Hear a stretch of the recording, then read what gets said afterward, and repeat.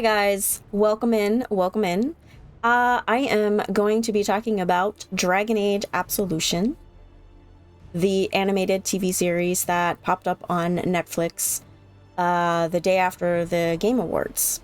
I am going to tell you that when I went into it, I wasn't all that excited because I am a skeptical person when it comes to adaptations, Hollywood especially, adaptations. It just seems to be, I don't know what their deal is, but I can name off a couple of things. Halo, for one. Halo did not do very well. I was okay with the show. I've never read the books. I've only ever played the games. But there were some things in the show that just really didn't make sense. Long story short, Halo didn't do very well. I know a lot of fans of the books and the games did not like the series. I was okay with it, but there were parts in it that I wasn't keen on. And then if we step over to The Witcher, I actually really liked The Witcher. I enjoyed it. There are definitely some characters that I favor. I love Henry Cavill as The Witcher, but according to book fans, there was a lot of stuff that was straying, and I've never read the books. Again, I've never read the books, just played the games. And I only played the first game, and I only played it for a little while, and then I played the third game. I never even played the second game. And Amazon's supposed to be doing a God of War, bringing God of War to life, and bringing the Mass Effect series to life, so I am very skeptical. Very skeptical. Switching over to Dragon Age Absolution, it seems that I was pleasantly surprised. I'm also not a fan of anime, but I do make certain exceptions. This was one of them. Even going in it as a skeptic and not really having expectations. And I was pleasantly surprised. I thought the story was very well done. I think that it helps that the people who made the series consulted with BioWare. BioWare was involved, and I think that's a huge help because then the story just has so much more to it. And I was not expecting some certain surprises that came along. Which, okay, in hindsight should have been expected because BioWare, they love to throw us some curveballs. Fairfax being involved and then getting murdered. But it plays out to where he's possibly a traitor to the Inquisition.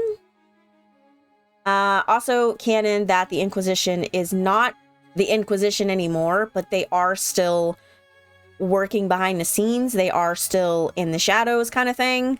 So, I've heard people say that they're disappointed in that because of the choices we get at the end of Inquisition, but I feel like it was kind of inevitable that the Inquisition would disband for any other reason than to just be able to have the freedom to work in secret because they know they know pretty much what's coming. So, and then the second surprise was the main character, Miriam, her girlfriend, betrays all of them. What? And at the same time, it's but you know what? This is BioWare. This is what happens. It doesn't happen often, but it definitely happens in the lore, in the games, in the books, in the comics. There's always something, because it's complicated, and I love that. The great thing about this series is that things are complicated and nothing is ever really black and white. Yeah, I think that Hera believes that she's doing the right thing, and but I'm not really sure where that's gonna go. And then the ultimate surprise at the end, which I really legitimately did not expect. Even in hindsight, I'm just I did not expect that. But then thinking maybe we should have, but no. Is that Meredith is still sort of alive. She's alive in the lyrium. Her statue, she's crystallized. And she's alive somehow. which is, that in and of itself is just so super intriguing. Like, how is that possible? How is this happening? And I need to see more. And I think the animators did a really good job as far as like the storytelling. Like, I just think that it was really well done. Now, there are people that are disappointed in it. Quidian, by the way, Quidian, the Canary Mage, my favorite. I fell in love with her within 30 seconds. Like, she is hands down my favorite. If these characters are going to be in the next game, what I really want is to be her best friend. I adore her. She is awesome. And just, I can't even say enough about Quidian. She's just amazing.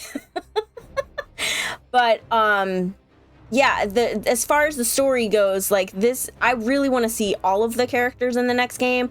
Yeah, this I'm very excited. I also noted somebody else had pointed out that in the, I think it's in the first or second episode, when Mira is walking away from Cassandra, because we do get to see Cassandra and Liliana.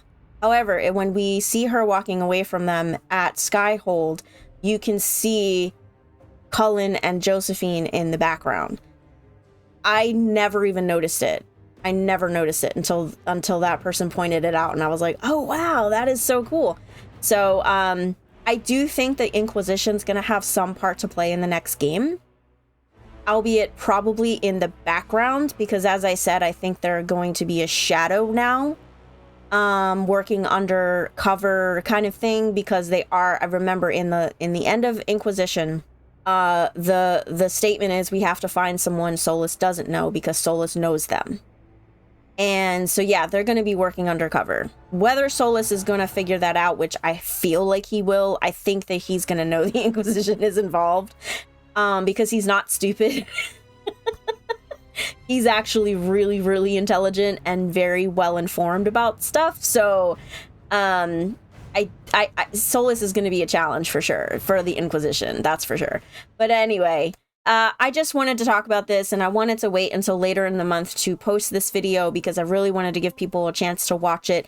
And for those of you who haven't seen it or not planning to see it, I hope you enjoyed the video. That's it. Like, I will probably be posting my Dragon Age Inquisition Let's Play up in the top here. If you guys are interested in watching that, I have many videos now of my Canary Mage and of Inquisition. So if you're interested, you can go check that out. And that's it. That's all I have.